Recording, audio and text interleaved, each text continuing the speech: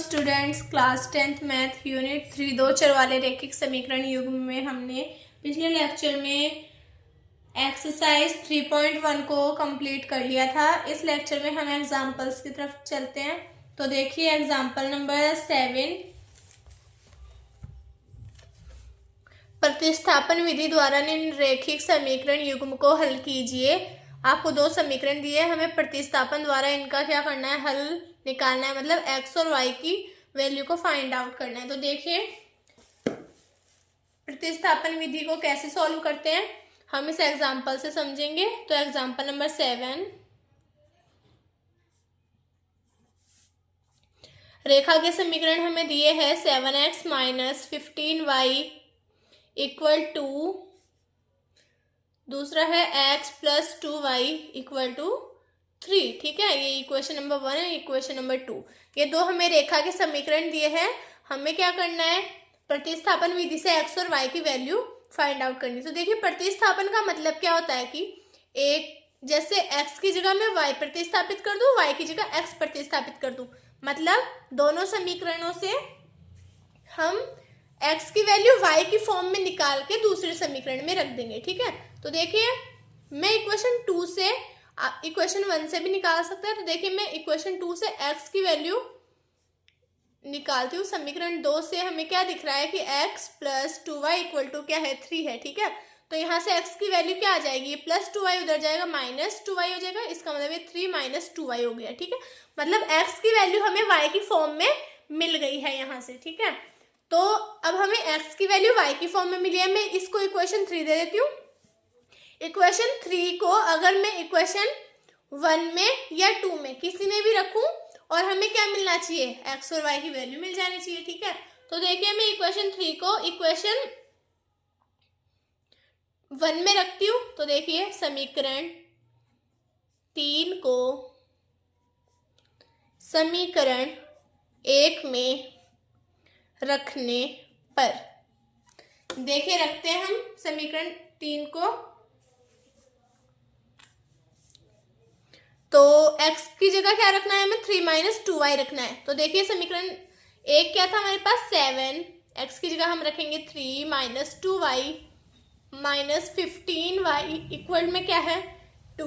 ठीक है, इसको सोल्व कीजिए थोड़ा, तो ये क्या हो जाएगा, यहाँ से 7 3 जा 21 minus 14y minus 15y equal to 2। ठीक है, अब यहाँ देखिए ये हो गया 21 माइनस 14 और माइनस 15y। ठीक है, minus 14y and minus 15y कितना हो जाएगा, माइनस 29y। ठीक है, और इक्वल में क्या चल रहा है, 2 चल रहा है। हमें वैल्यू यहाँ से किसकी मिलेगी, यहाँ चर कितने हैं, सिर्फ एक चर है y, इसका मतलब हम यहाँ से y की वैल्यू फाइंड आउट कर सकते हैं। तो देखिए अगर मैं 21 को यही रहने दूं और ये प्लस 2 है इसको इस साइड ले आऊं और ये माइनस 29 को उस साइड ले जाऊं। ठीक है, तो ये हो जाएगा, देखिए 21 माइनस 2 इक्वल में आ गया प्लस में 29y। ठीक है, अब इसको देखिए 21 में से 2 माइनस करूंगी, कितना बचेगा 19 इक्वल टू 29y। तो यहाँ से हमें y की वैल्यू क्या मिलेगी, 19/29। ठीक है, ये हमें y की वैल्यू मिल चुकी है। y की वैल्यू मिलने के बाद अब इस y की वैल्यू को आप चाहे इक्वेशन 1 में रखिए चाहे इक्वेशन 2 में रखिए, आपको x की वैल्यू मिल जाएगी। तो देखिए मैं इसको इक्वेशन 2 में रख देती हूँ। तो समीकरण 2 में y का मान रखने पर, ठीक है, देखिए इक्वेशन 2 लिखते हैं पहले, x plus 2y equal to 3, ये थी हमारे पास समीकरण 2। इसमें हम y की जगह y की वैल्यू रखेंगे। तो देखिए x प्लस 2 मल्टीप्लाई 19/29 इक्वल में आ गया 3। ठीक है, थोड़ा सा इसको सोल्व करते हैं। देखिए तो x ये, तो देखिए कितना हो जाएगा 38/29 इक्वल में क्या है 3 है। ठीक है, x की वैल्यू निकाले अब, तो ये प्लस 38/29 है, इस तरफ जाएगा तो माइनस में हो जाएगा। ठीक है, तो x इक्वल टू 3 माइनस 38/29। तो देखिए इसको सोल्व करते हैं, एलसीएम आया 29 को 3 से मल्टीप्लाई कीजिए, 29 मल्टीप्लाई 3 माइनस में आ गया 38। तो x इक्वल टू आ गया हमारे पास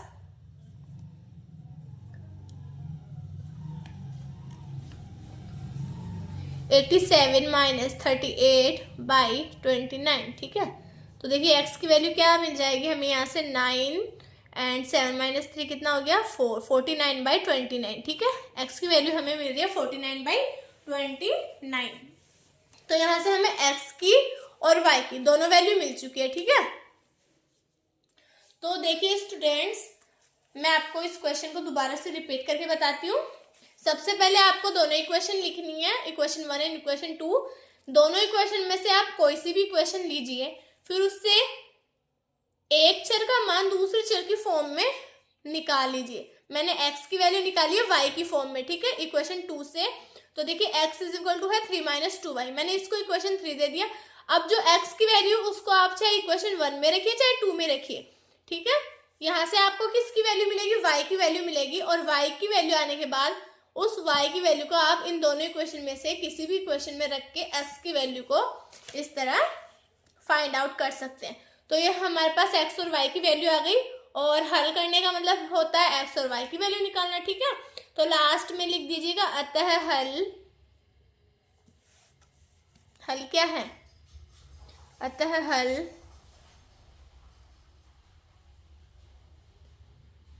x इज इक्वल टू तो है 49/29 एंड y इक्वल टू क्या है हमारे पास 19/29, ठीक है। ये हो गया हमारे पास आंसर। आगे देखिए,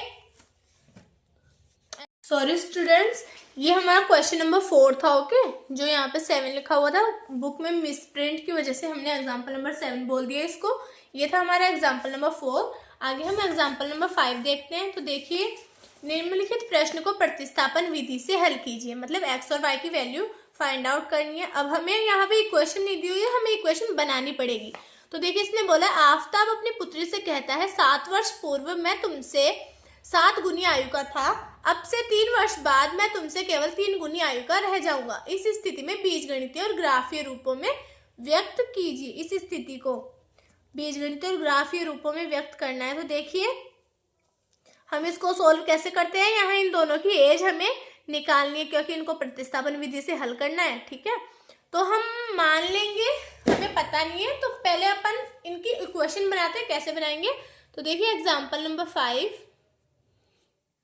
जो इसने बोला है उससे हम इक्वेशन बनाते हैं। तो आफताब की एज और उसकी पुत्री की एज बोली है, तो हम आफताब की एज को मान लेते हैं और उसकी पुत्री की एज को भी मान लेते हैं। तो देखिए, आफताब की आयु हमने मान ली कितनी, मान ली हमने x वर्ष है, ठीक है, और उसकी पुत्री की आयु मान लेते हैं हम, पुत्री की आयु इक्वल टू हमने मान ली y वर्ष, ठीक है। अब इसने जो बोला है कि आज से 7 वर्ष पूर्व, यानी 7 साल पहले x में भी 7 कम हो जाएगा और y में भी 7 कम हो जाएगा, दोनों में कम होगा। आज की एज है, ठीक है, प्रेजेंट की एज है। तो देखिए, 7 वर्ष पहले मेरी आयु, पुत्र आफताब अपनी पुत्री से बोलता है, ठीक है, सॉरी। तो देखिए, आफताब अपनी पुत्री से बोलता है कि 7 साल पहले मेरी आयु तुम्हारी आयु की 7 गुनी थी। तो देखिए, x में से अगर मैं 7 कम कर दूं, मतलब आफताब की आयु 7 वर्ष पहले, पुत्री की आयु 7 साल पहले क्या हो जाएगी, y-7, ठीक है। इस आयु की क्या थी, 7 गुनी थी, मतलब मल्टीप्लाई में क्या है इसके 7 है। तो यहाँ से एक इक्वेशन बनेगा, ठीक है। इसको थोड़ा सा सोल्व कर ले, ये हो जाएगा x-7 इक्वल टू 7y-49। अब आगे देखिए, तो ये हो जाएगा x, ये +7y उधर जाएगा -7y, ठीक है, और ये -49 इधर जाएगा तो +49, तो -7 + 49 इक्वल टू 1। यहाँ हम लिख देते प्रश्नानुसार, क्योंकि ये क्वेश्चन में बोला था, ठीक है, जब हमने इसकी इक्वेशन ये बनाई है। तो देखिए, इसको थोड़ा सा और सोल्व करते हैं। ये हो जाएगा x-7y प्लस में क्या बचेगा 42। तो हमें एक इक्वेशन तो मिल चुकी है कि एक इक्वेशन ये बनेगी, ठीक है। दूसरी इक्वेशन कैसे बनाएंगे, इसने एक बात और बोली है कि अब से 3 वर्ष बाद, मतलब 3 वर्ष बाद मतलब दोनों में 3 ऐड हो जाएगा, ठीक है। तो x + 3, ठीक है, ये तो है आफताब की आयु। आज से 3 वर्ष बाद मैं तुमसे केवल 3 गुनी आयु का रह जाऊंगा, मतलब ये तो है आफताब की आयु, एंड y + 3 है 3 साल बाद पुत्री की आयु, इसकी आयु का कितना गुना रह जाएगा, ओनली 3 गुना रह जाएगा। तो ये भी हमने जैसा क्वेश्चन में बोला था उससे ही इक्वेशन बना ली, ठीक है। तो देखिए इसको भी थोड़ा सॉल्व करते हैं। x plus 3 equal to 3y plus 9, ठीक है। आगे देखिए x माइनस 3y, ये प्लस था इधर माइनस, प्लस 3, ये क्या हो जाएगा -9 equal to 0, x minus 3y minus 6 equal to 0। ये इक्वेशन नंबर 2। तो हमें दोनों इक्वेशन मिल गई है। अब प्रतिस्थापन विधि से इनको दोनों को क्या करते हैं, हल करते हैं। तो दोनों इक्वेशन में से किसी भी इक्वेशन से आप x की वैल्यू को y की फॉर्म में निकालो। तो मैं इक्वेशन 2 से निकालती हूँ, ठीक है। तो देखिए समीकरण 2 से क्या लिखेंगे हम, x minus 3y minus 6 equal to 0। मतलब x की वैल्यू क्या हो जाएगी, यहाँ से -3y उधर जाएगा +3y एंड -6 क्या हो जाएगा +6। ये तो हमने निकाल ली x की वैल्यू यहाँ से, ठीक है। इसको मैं इक्वेशन नंबर 3 दे देती हूँ। अब इक्वेशन 3 की वैल्यू में चाहे 1 में रखूँ चाहे 2 में रखूँ, दोनों से हमें y की वैल्यू मिल जाएगी, ठीक है। तो देखिए मैं इसको इक्वेशन नंबर 1 में रख देती हूँ। तो समीकरण 3 को 1 में रखने पर, तो देखिए रखते हैं हम इक्वेशन 3 को 1 में।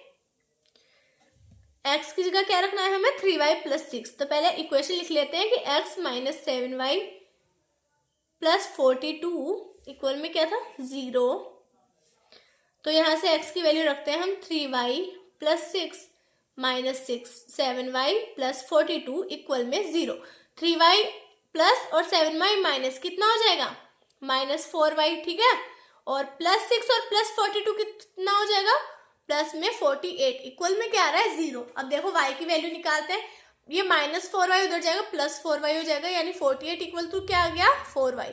तो देखिए y की वैल्यू आ जाएगी 48/4, इसका मतलब कितना हो गया 12।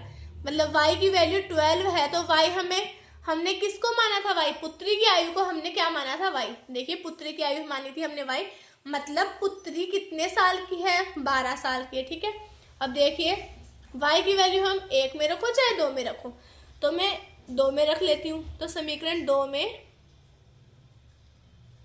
y का मान रखने पर, तो हम रखते हैं समीकरण 2 में y का मान। तो 2 देखिए ये रहा x minus 3y minus 6 equal to 0। तो ये हो जाएगा x minus 3 multiply 12 minus 6 equal to 0। तो x माइनस कितना हो गया ये 36, ये -6 इक्वल टू 0। तो x की वैल्यू ये कितना हो गया -40 इक्वल टू 0। तो यहाँ से देखिए x इक्वल टू आ गया +40, ठीक है। तो देखिए x किसको माना था हमने, आफताब की आयु को। आफताब की आयु को हमने x माना था, मतलब आफताब की वर्तमान आयु कितनी है 40 है और पुत्री की वर्तमान आयु कितनी है 12 है, ठीक है। तो यहाँ लिख दीजिए अतः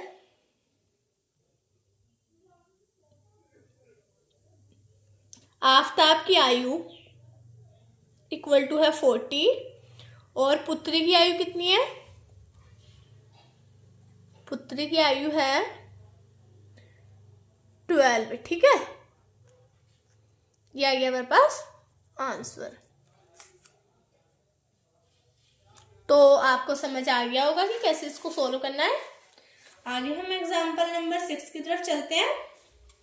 तो देखिए एग्जाम्पल नंबर 6, एक दुकान में 2 पेंसिल और 3 रबड़ों का मूल्य 9 रुपए है और 4 पेंसिल और 6 रबड़ों का मूल्य 18 रुपए। प्रत्येक पेंसिल और प्रत्येक रबड़ का मूल्य ज्ञात कीजिए। अब हमें इससे इक्वेशन खुद बनानी पड़ेगी।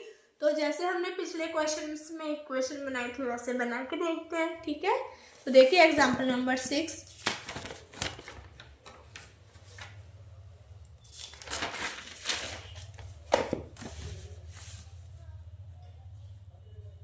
एग्जाम्पल नंबर 6 देखिए, एक दुकान में पेंसिल और रबड़ का मूल्य हमें निकालना है, ठीक है। तो हम पेंसिल और रबड़ के मूल्य को x और y मान लेते हैं। तो माना हमने पेंसिल का मूल्य तो है x रुपए, पेंसिल का मूल्य है x रुपए और रबड़ का मूल्य हमने मान लिया y रुपए है, ठीक है। रबड़ का मूल्य है y रुपए। अब देखिए इक्वेशन बनाते हैं इससे। इसने बोला है 2 पेंसिल और 3 रबड़ों का मूल्य, मतलब 2x 2 पेंसिल और 3 रबड़ों के पैसे को जब जोड़ेंगे, ठीक है, मूल्य को जब जोड़ेंगे तब कितने रुपए आ रहा है, 9 रुपए आ रहा है, ठीक है।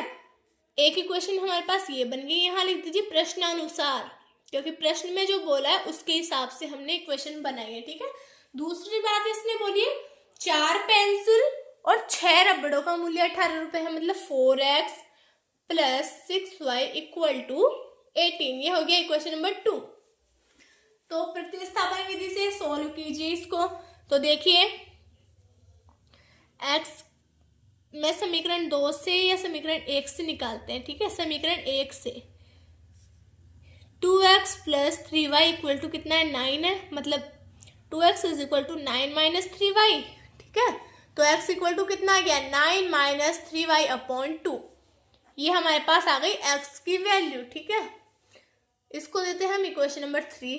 इक्वेशन नंबर 3 को 1 में रखो चाहे 2 में रखो। तो देखिए हम इसको इक्वेशन नंबर समीकरण 2 में रख देते हैं x का मान, ठीक है। देखिए रखते हैं समीकरण 2 में। तो 4x + 6y = था हमारे पास 18। x की जगह हमें ये रखना है, मतलब 4 मल्टीप्लाई में है 9 - 3y/2 + 6y = 18। देखिए सोल्व करो इसको, ये 2 टाइम कैंसिल आउट, ये बचेगा यहाँ पे 2, 9 - 3y + 6y = 18, और ये यहाँ से बनेगा, हो जाएगा 18 - 6y + 6y = 18। यहाँ से क्या बन रहा है हमारे पास, 6y 0, मतलब 18 = 18। ना तो यहाँ पे y आ रहा है ना x आ रहा है, तो हम यहाँ से क्या कह सकते हैं कि y की जगह चाहे कुछ भी रखो, x की जगह चाहे कुछ भी रखो, y की वैल्यू चाहे कितनी भी मानो, x की वैल्यू कितनी भी मानो, इस इक्वेशन के लिए कोई मान हमें कोई रुपए प्राप्त नहीं होगा, मतलब इसका कोई अद्वितीय मूल्य नहीं है। अद्वितीय मूल्य का मतलब क्या होता है, जैसे एक फिक्स वैल्यू होती है किसी चीज के लिए कि हाँ इसी के लिए ओनली यही रिक्वायर है, तो इसके लिए वो नहीं आएगा। आप x और y की जगह कुछ भी रख सकते हैं।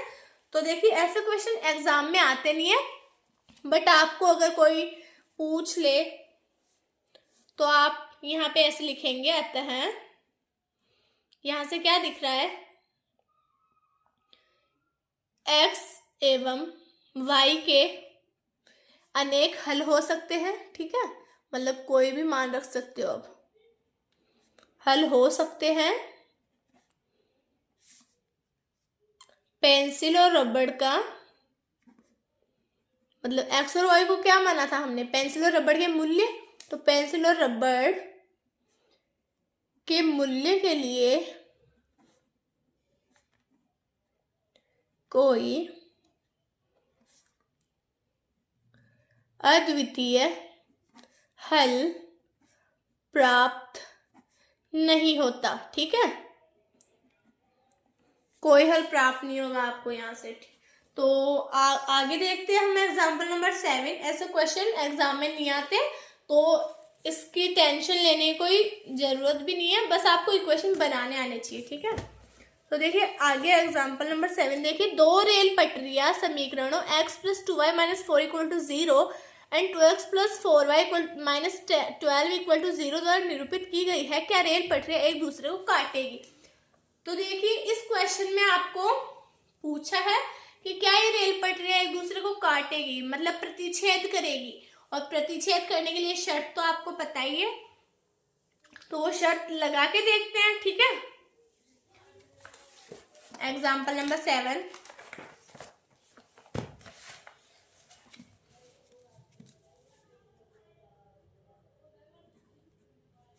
एग्जाम्पल 7 देखिए, इक्वेशन आपको दे रखी है x + 2y - 4 = 0, दूसरी है 2x + 4y - 12 = 0। अब देखिए प्रतिच्छेदित रेखाओं के लिए मैंने एक कंडीशन आपको शुरू वाले लेक्चर में बताई थी कि a1/a2 नॉट इक्वल होना चाहिए b1/b2 के लिए। ये प्रतिच्छेदित रेखाओं का समीकरण है। अगर ये इसमें फॉलो हो रहा है, इसका मतलब ये दोनों क्या करेगी, आपस में प्रतिच्छेद करेगी, कटेगी, ठीक है। तो देखते हैं इसमें ये कंडीशन लगा के, इसके लिए a1 की वैल्यू है 1 और a2 की वैल्यू है 2। इसके लिए तो a1/2 हो गया, ठीक है। a1/a2 इज इक्वल टू 1/2, ये होगी इक्वेशन नंबर 1। b1/b2 निकालते हैं तो देखिए 2/4, इसका मतलब 1/2, ये हो गई इक्वेशन नंबर 2। यहाँ से तो ये दोनों क्या आ रही है, इक्वल आ रही है। इक्वल आने का मतलब है ये दोनों रेखाएं क्या होगी, प्रतिच्छेद नहीं करेगी, ठीक है, प्रतिच्छेद नहीं करेगी। लेकिन एक बार अपन c1/c2 निकाल के देखते हैं, वो आ रहा है -4/-12, इसका मतलब 4 3 12, 1/3। तो देखिए ये कंडीशन कहीं आती है a1/a2 equal b1/b2 but not equal c1/c2। ये कंडीशन होती है समांतर रेखाओं के लिए, ठीक है। समांतर रेखाओं के लिए ये कंडीशन होती है, मतलब ये दोनों कहीं भी नहीं कटेगी, ठीक है। ये कहाँ, ये क्या रहेगी, समांतर रहेगी। मतलब हम ये कह सकते हैं कि ये समपाती भी नहीं है, प्रतिच्छेदित भी नहीं है, ये दोनों क्या है, समांतर रेखा है। अब हम इसको हल कर लेते हैं, एक्स और वाई की वैल्यू फाइंड आउट करते हैं कि आएगी या नहीं आएगी। तो अगर इस कंडीशन, जैसे हमने पिछला क्वेश्चन किया था, तो देखिए एक्स की वैल्यू समीकरण, इसको मैं 1 दे देती हूँ, इसको 2 दे देती हूँ, ठीक है। ये 3 एंड ये 4 पहले यहाँ लिख देते हैं। अतः पटरियां एक दूसरे को किसी भी बिंदु पर प्रतिच्छेद नहीं करेगी, ठीक है। इसके बाद में क्या करेंगे, हम इनको सॉल्व करते हैं। तो मैं इक्वेशन 1 और इक्वेशन 2 दोबारा से लिख लेती हूँ। यहाँ पे x + 2y - 4 = 0, दूसरी थी हमारे पास 2x + 4y - 12 = 0, ठीक है। ये इक्वेशन 1 और इक्वेशन 2 थी हमारे पास। तो यहाँ से देखिए इक्वेशन 1 से इक्वेशन 1 लेते हैं, x + 2y - 4 = 0। यहाँ से x की वैल्यू निकालते हैं, x इक्वल टू क्या आ जाएगा, ये -4 हो जाएगा +4, और ये +2y क्या हो जाएगा, -2y। Equation number 3। x की वैल्यू 1 या 2 में से किसी में भी रख दीजिए। तो देखिए 1 में रख देते हैं या 2 में रख देते हैं। तो इक्वेशन 3 एंड 2 से देखते हैं क्या होता है। 2x + 4y - 12 = 0, ये था हमारे पास इक्वेशन नंबर 2, ठीक है। x की जगह हम x की वैल्यू रखते हैं।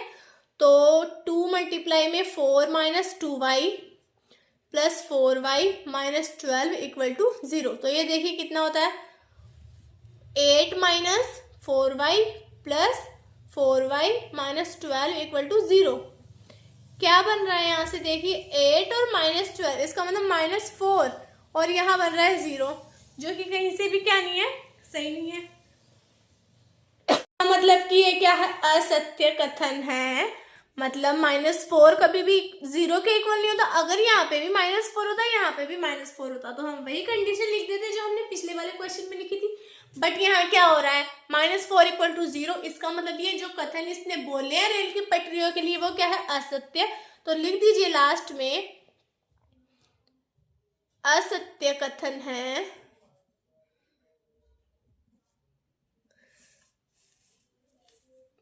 अतः दिए गए समीकरणों का कोई हल नहीं होगा।